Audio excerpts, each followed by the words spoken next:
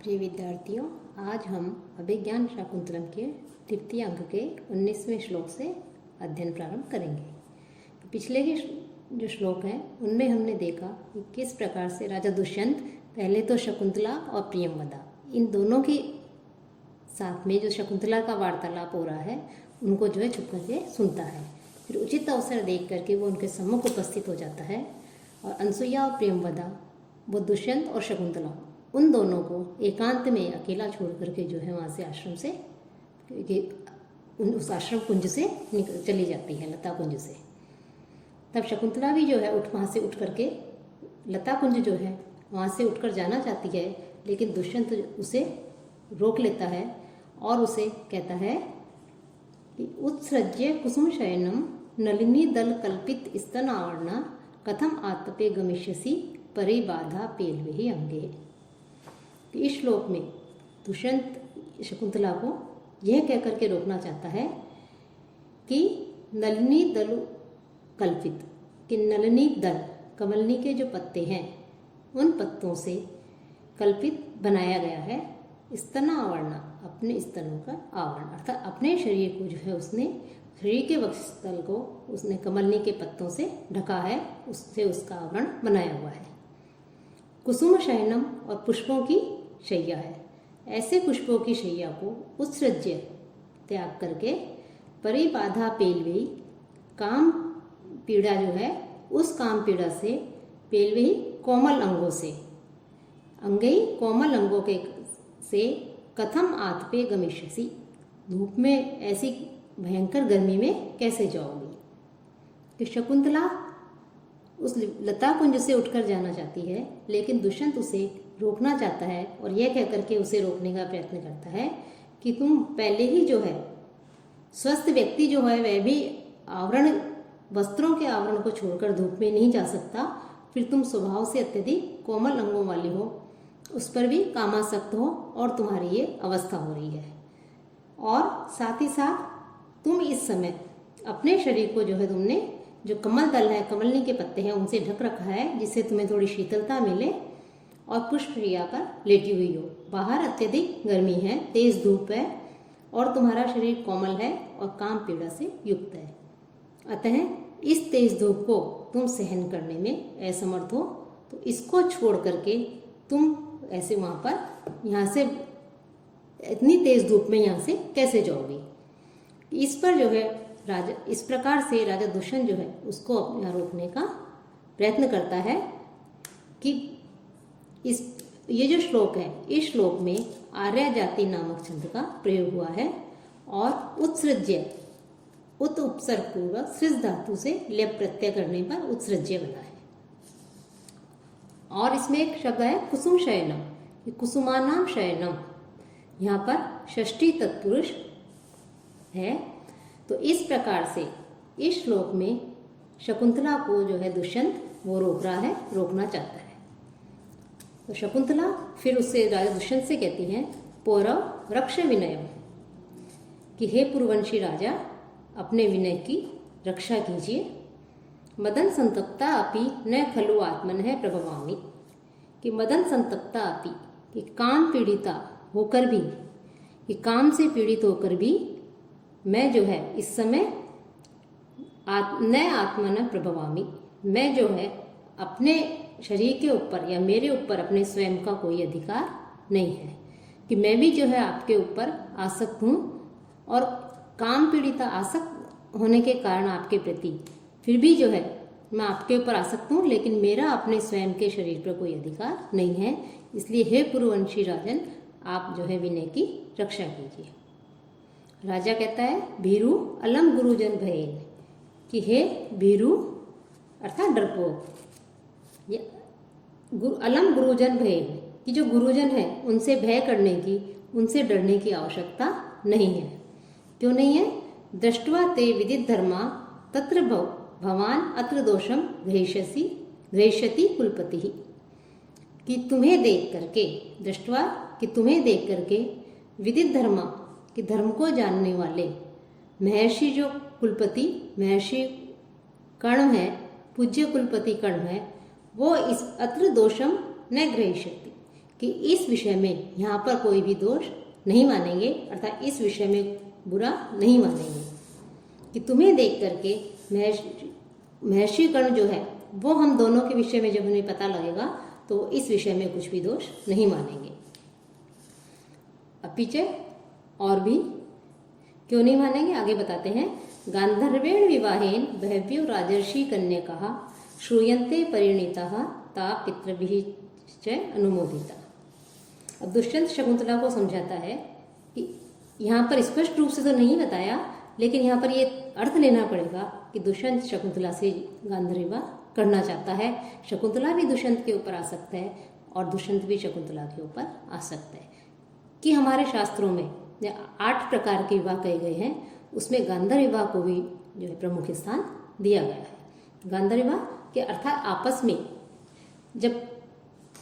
एक दूसरे के प्रति जब प्रेम हो, एक दूसरे के प्रति आसक्ति हो, तब दोनों जो विवाह कर लेते हैं तो उसे गांधर्व विवाह कहा जाता है। तो दुष्यंत शकुंतला के ऊपर आसक्त है, शकुंतला दुष्यंत के ऊपर आसक्त है, एक दूसरे से के प्रति उनका प्रेम है, तो वो दोनों जो है गांधर्व विवाह, चूंकि शास्त्रों में इसकी अनुमति दी हुई है, तो उसी बात का समर्थन करते हुए राजा शकुंतला को कहते हैं कि तुम्हें कर्ण महर्षि जो कर्ण है उनसे डरने की आवश्यकता नहीं है, क्योंकि बहव्य राजर्षि कन्या कहा कि बहुत सी राजर्षि कन्याएं हुई हैं, उन कन्याओं ने गांधर्वेण विवाहेना गांधर्व विवाह के द्वारा वो परिणीता विवाहित हुई है कि बहुत सी राजर्षियों की कन्याएं हैं, उन्होंने गांधर्व विवाह की विधि से विवाह किया है, अर्थात उन्होंने गांधर्व विवाह किया है उन कन्याओं ने। और ताहा और बाद में वे पितृ भी अपने पिता आदि के द्वारा अनुमोदिता, पिता आदि के द्वारा उन्हें उसका बाद में समर्थन प्राप्त हो गया, मिल गया। श्रूयन्ते ऐसा सुना जाता है कि यहाँ पर दुष्यंत शकुंतला को समझाता है कि उसे अपने इस गांधर्व विवाह के विषय में शंका करने की, भय करने की, डरने की महर्षि कर्ण से आवश्यकता नहीं है कि यदि हम यहाँ विवाह कर लेंगे तो महर्षि कर्ण जो है वो क्रोधित हो जाएंगे,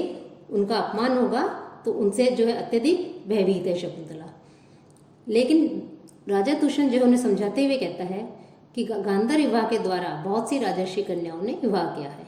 कि काम के वशीभूत युवक और युवतियां जब आपस में इच्छा से राजी होकर के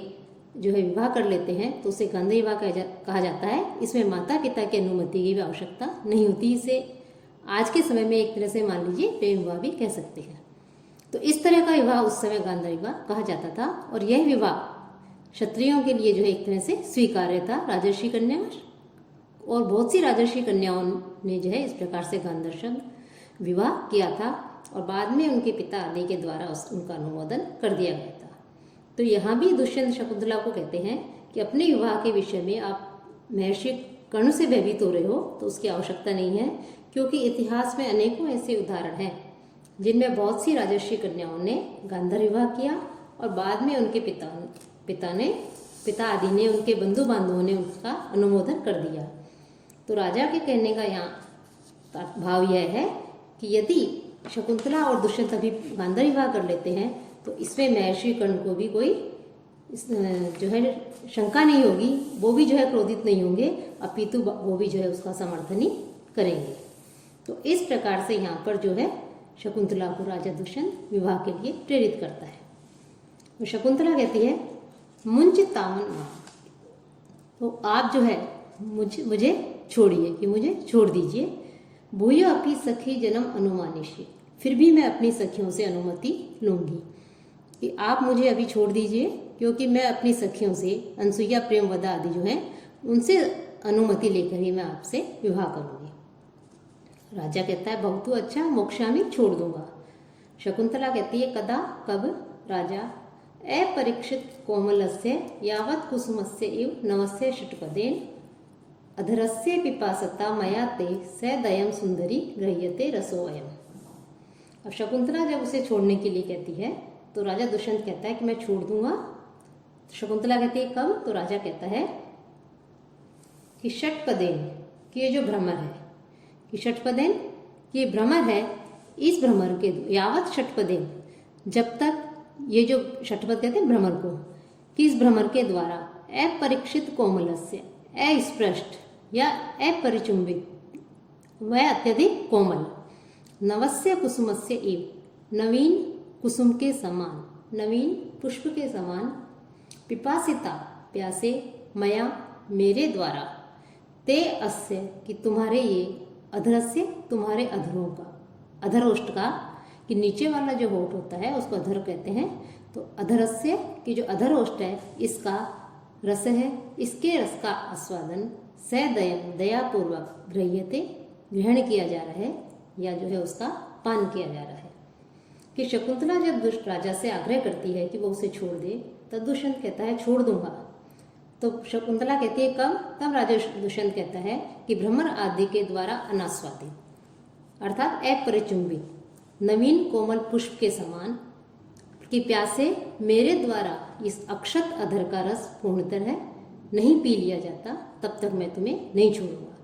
अर्थात जैसे भ्रमर जो है वो ऐसे पुष्प का रसपान करता है जिसका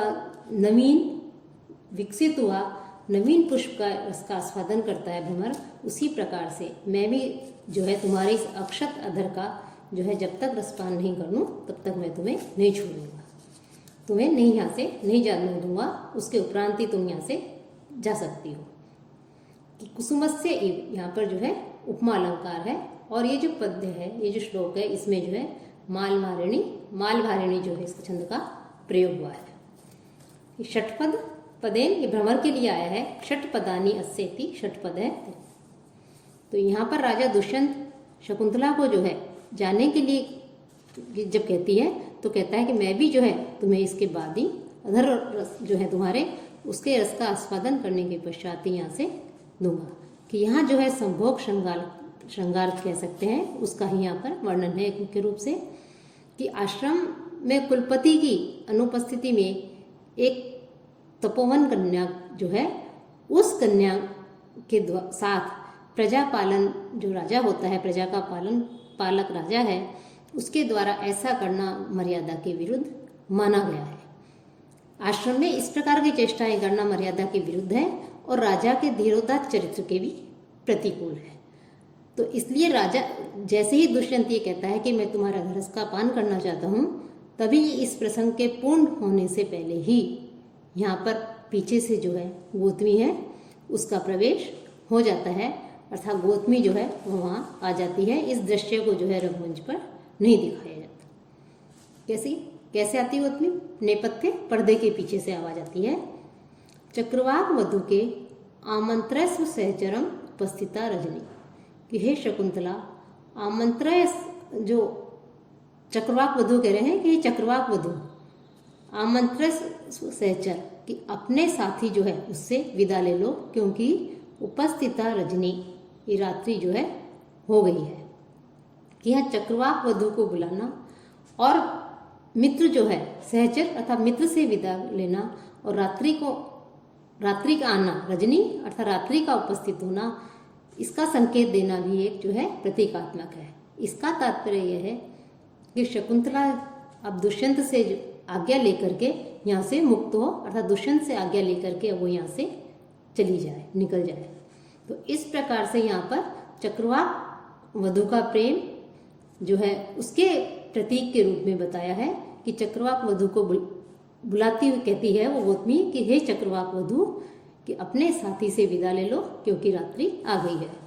तो इसमें अप्रत्यक्ष रूप से वो शकुंतला के लिए आया कि शकुंतला अपने साथी से विदा ले लो क्योंकि रात्रि उपस्थित हो गई है। शकुंतला से थोड़ी अपनी घबरा जाती है शकुंतला उस आवाज को सुनकर एकदम से, और फिर कहती है पौरव असंशय मम शरीर वृतांत उपलम्भयाम आर्य गौतमी इत एव आगच्छति, कि मेरे स्वास्थ्य का समाचार जानने के लिए कि मैं अस्वस्थ हूँ ये सूचना उन तक पहुँच गई होगी, और मेरे इस शरीर जो है अस्वस्थ हूँ उसका स्वस्थता का समाचार जानने के लिए आर्य गौतमी इधर की ओर ही आ रही है। तद विटप अंतरितो भव, तो आप वृक्ष के ओट में छिप जाइए। राजा ऐसे ही कहता है और अपने आप को छिपाकर खड़ा हो जाता है। ततः प्रविशति पात्र हस्ता गौतमी सख्योच, इसके पश्चात हाथ में पात्र लेकर के और गौतमी जो है वहाँ पर प्रवेश करती है। कि हाथ में जल है, उस जल का पात्र है और गौतमी वहां पर जो है प्रवेश करती है कि जो चक्रवाक वधु के आमंत्रण सुसहचरम उपस्थिता रजनी, कि इसके द्वारा जो है उसकी जो सखियां हैं वो उनको जो है राजा दुष्यंत है और शकुंतला जो है उनके बीच में जो प्रसंग चल रहा है, प्रेमालाप चल रहा है, तो शकुंतला को थोड़ा सतर्क भी कर देते हैं कि हम जो है आ रहे हैं। फिर दोनों सखियां कहती हैं इत आर्या गौतमी, हे आर्या गौतमी, इधर से इधर से। गौतमी शकुंतला के पास में जाकर के अपी लघु संतापानी ते अंगानी, कि तुम्हारे शरीर का संताप कुछ कम हुआ।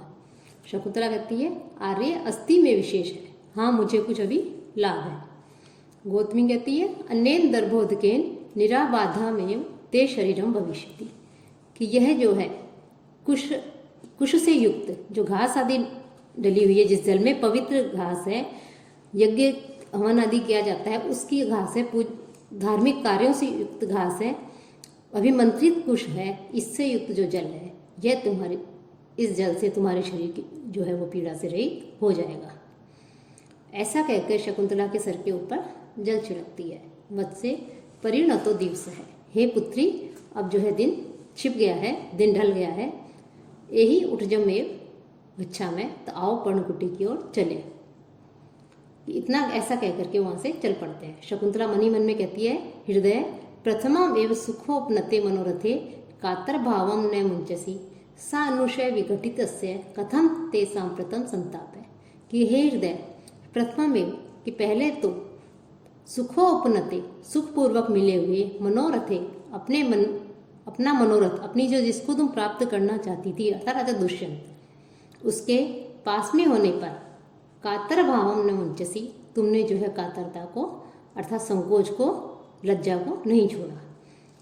सानुशय विघटित कथम ते सांप्रतम संताप है, और अब पश्चाताप के साथ में अलग होने पर तुम्हें जो है दुख क्यों है, कि अब जो है तुम अत्यधिक दुखी क्यों रही हो उसके चले जाने पर। पदांतरे स्थित्वा, फिर कुछ कदम चलती हैं, थोड़ा चल करके रुक करके प्रकाश में लता वलय संताप हारत, हे संताप को दूर करने वाले, कष्टों को दूर करने वाले, ताप को दूर करने वाले लता कुंज, आमंत्रये त्वाम भूयो अपि परिभोगाय, मैं उपभोग के लिए आपको पुनः जो है मैं आमंत्रित करती हूँ, कि पुनः फिर सेवन के लिए मैं आपको दोबारा यहाँ पर जो है आमंत्रित करती हूँ। कि शकुंतला जो है वो अप्रत्यक्ष रूप से अपने ऊपर आसक्त जो राजा दुष्यंत है उसको आमंत्रित कर रही हैं, किसके बहाने से, लता कुंज के बहाने से, कि हे लता कुंज फिर सेवन करने के लिए तुम्हें आमंत्रित करती हूँ। अर्थात शकुंतला राजा दुष्यंत को से जो है वापस मिलने के लिए जो है एक तरह से संकेत देती है और उसे आमंत्रित करती है। इति इस प्रकार से दुखेन निष्क्रांता शकुंतला सह इतरा भी, इसके पश्चात शकुंतला जो है चली जाती है, औरों के जो गौतमी और उसकी जो सखियां थी उनके साथ में शकुंतला निकल जाती है। राजा पूर्व स्थानम उपेत्य, वापस प्रकट होकर के सामने की ओर आकर के सहज निश्वास, लंबी श्वास, दीर्घ श्वास लेकर के अहो विघ्नवत्य है प्रार्थिता अर्थ सिद्धि है, कि जो उपलब्ध जो विघ्नवती होती है, क्या प्रार्थिता अर्थ सिद्ध है, अभिष्ट वस्तु जो होती है उनकी प्राप्ति जो है विघ्नवत्य है, विघ्नों से युक्त होती है। हम जिसे प्राप्त करना चाहते हैं उन अभिष्ट वस्तुओं की, इच्छित वस्तुओं की प्राप्ति में जो है बहुत से विघ्न आते हैं, क्योंकि मुहुः अंगुली संवृत अधरोष्टम प्रतिषेध अक्षर विक्लव अभिरामम मुहुः असंविवर्ती पक्ष्मलाक्ष्यः कथमपि उन्नमितम न चुंबितम तु, कि मया, कि मेरे द्वारा, पक्ष्मलाक्ष्य सघन पलक से युक्त, सघन रोमों से युक्त नेत्रों वाली जो उसकी मुंह है, साथ ही अंगुली ही संवृत अधरोष्टम, अंगुली अपनी अंगुली से संवृत ढक लिए गए हैं, अधरोष्टम अधरोष्ट जिसके ऐसे, प्रतिषेधाक्षर विक्लव अभिरामम, निषेधाक्षरों के कारण जो अस्फुट उच्चारण है, विक्लव कि अस्फुट जो उच्चारण हो रहा है उसका अस्पष्ट जो उच्चारण है उसके कारण अभिरामम मनोहर आकर्षक, असंविवर्ती कंधे पर मुड़े हुए उसके मुख को जो है कुछ क्षण के कुछ ऊपर उन्नमितम ऊपर की ओर उठाया था। मुखम मुख को कथम अपि उन्नमितम कुछ ऊपर की ओर उठाया ही था। नैतु चुंबितम लेकिन मैं उसका जो है चुम्बन नहीं कर सका। कि किसी शकुंतला के लता कुंज से गौतमी के साथ चले जाने पर राजा उस लता कुंज में आता है और आकर के लंबी और ठंडी श्वास लेकर के कहता है कि अहो कि जो इष्ट सिद्धि होती है, अभिष्ट वस्तुओं की, इच्छित वस्तुओं की जो सिद्धि होती है, प्राप्ति होती है, उसमें बहुत से विघ्न आ जाते हैं। कह रहा है कि जब मैंने जो है शकुंतला का जो है अधर का स्पर्श करने का प्रयास किया तो शकुंतला ने उस समय जो है अपनी उंगलियों से बार बार अपने अधरोष्ट को ढक लेती थी और नहीं बस इस ऐसे कह करके ऐसे प्रतिषेधाक्षरों का उच्चारण करती हुई वो उसे रोक लेती थी।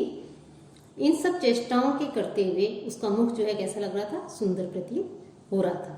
और किसी भी प्रकार से राजा कह रहा है कि इस प्रकार से उस सघन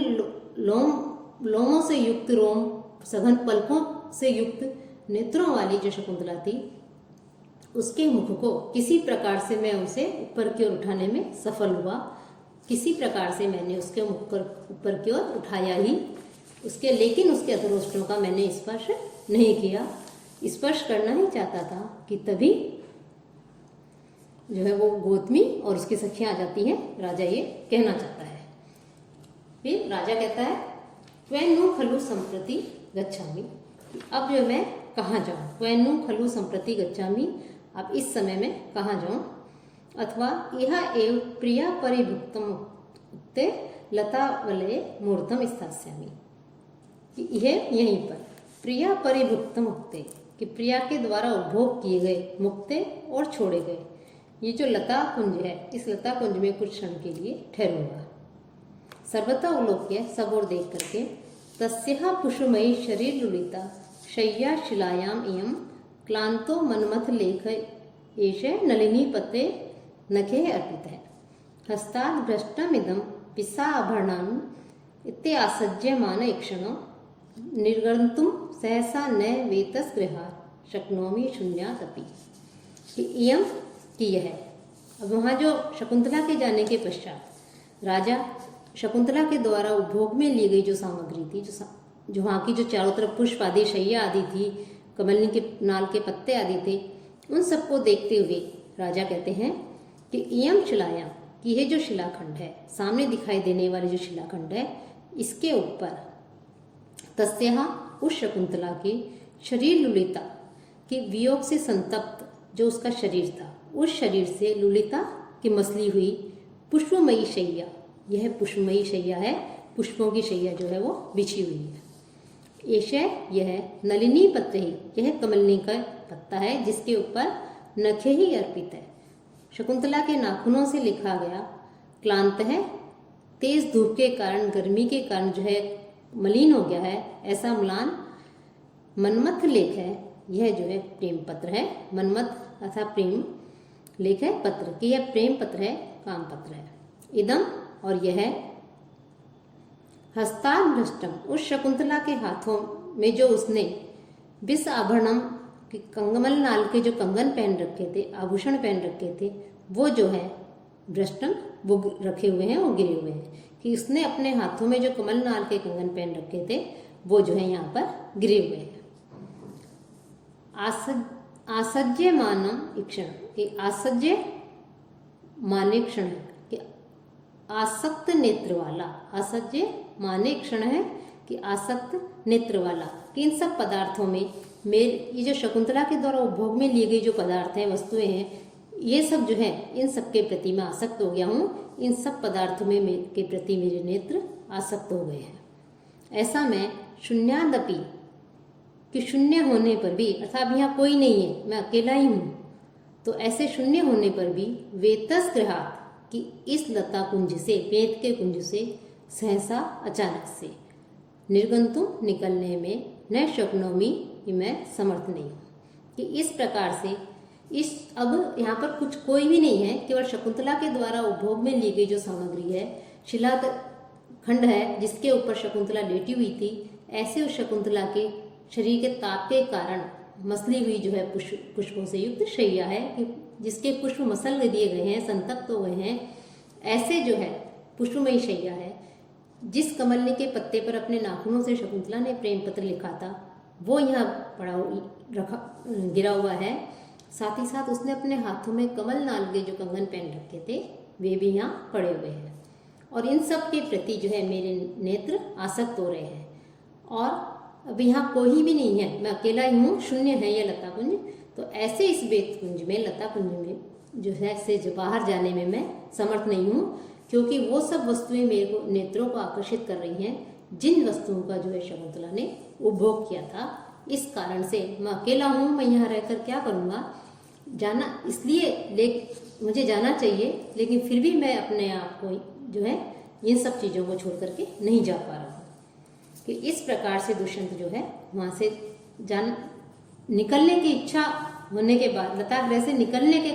कारणभूत, लेकिन शकुंतला का अभाव है, वहाँ निकलना चाहिए दुष्यंत को क्योंकि वो अकेला है वहाँ पर, लेकिन फिर भी जो है उसको वहाँ से जाने की इच्छा नहीं हो रही है। ये जो पद्य है इसमें शार्दुल विक्रीडितम छंद का प्रयोग किया गया है। फिर आकाश में आवाज आती है कि राजन, हे राजा, सायंते सवन कर्मणि संप्रवते वेदी हुताशनवतीम परितः प्रयस्तः छाया चरंती बहुधा भयमादहना संध्यापयोद कपिशः पिशित अश्नान। तभी जो है राजा ये कह ही रहा है कि मैं यहाँ से शून्य होने पर भी मेरा शकुंतला की जो छोड़ी हुई ये वस्तुएं हैं इन सबके प्रति आसक्त हूँ और अपने आप को इस लता कुंज से बाहर ले जाने में असमर्थ हूँ। तभी आकाश में अर्थात आवाज आती है दूर से कि हे राजा, सायंते सवन कर्मणि, संध्याकालीन जो सवन जो यज्ञ कार्य है, सवन कर्मणि यज्ञ कार्य के संप्रवृत्ति प्रारंभ हो जाने पर हुताशनवती वेदी की जो यज्ञ कुंड है, इस यज्ञ अग्नि से युक्त वेदी, इस वेदी के परितः चारों ओर प्रयस्तः किस चारों ओर व्याप्त हो गई है क्या, संध्या पयोद कपिशः, संध्याकालीन पयोद जो मेघ होते हैं उन मेघों के समान, कपिशः पिंगल वर्ण वाली, कुछ पीले वर्ण वाली, भयम आदधना भय को उत्पन्न करने वाली, पिशित अश्नाना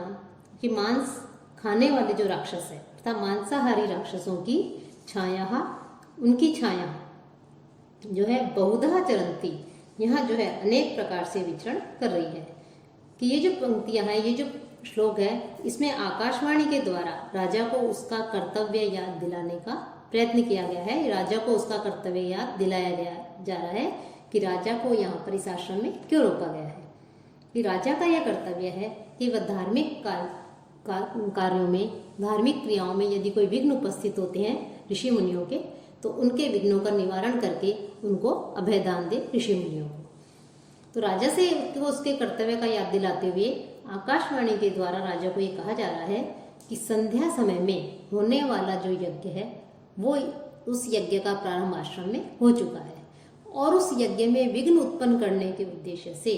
जो मांसाहारी राक्षस हैं वो आकाश में घूमने लगे हैं। कि राक्षस जो है उस यज्ञ को जो है उसको में विघ्न डालने के लिए, यज्ञ बंद करवाने के लिए, यज्ञ में जो है बाधाएं उत्पन्न करने के लिए जो है घूमने लग गए हैं आकाश में। और उनकी जो काली पीली सबको भयभीत करने वाली, डराने वाली भयानक जो परछाइयां हैं वो पृथ्वी पर दिखाई पड़ रही है। अतः जो राजा है उस राजा को उन राक्षसों का विनाश करने के लिए